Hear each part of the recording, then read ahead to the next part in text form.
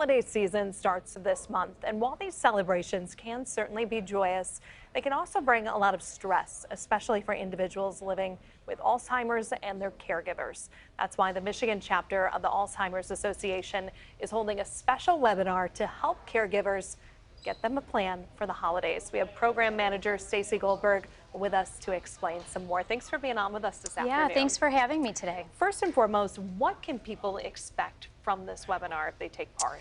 Yeah, so the webinar is going to be very helpful for those to help understand dementia-related behaviors, as well as enjoying family celebrations, because family celebrations can be stressful without having Alzheimer's or dementia, or caregiving for those that do. So we are going to give some strategies and tips on how to manage the holidays, as well as recognize dementia-related behaviors when family may come home for the holidays.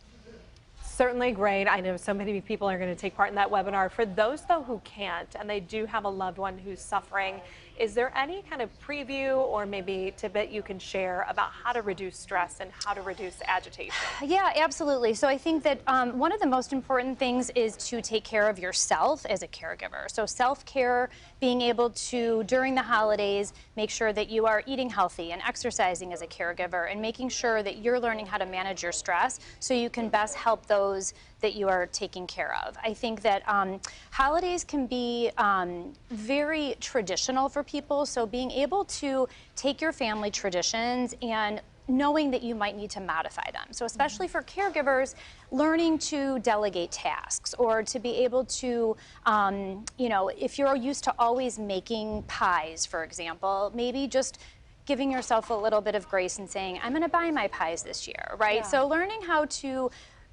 recognize that you don't have to do it all. If you are taking care of someone with Alzheimer's or dementia, I think recognizing how you can still have those family traditions, but maybe modify them. So for example, people with Alzheimer's may experience sundowning, where they get confused or agitated at the end of the day. So maybe your holiday tradition is now brunch or lunch instead of dinner, because it's going to be better for your whole family. That makes perfect sense. Is there anything that could be a trigger for dementia?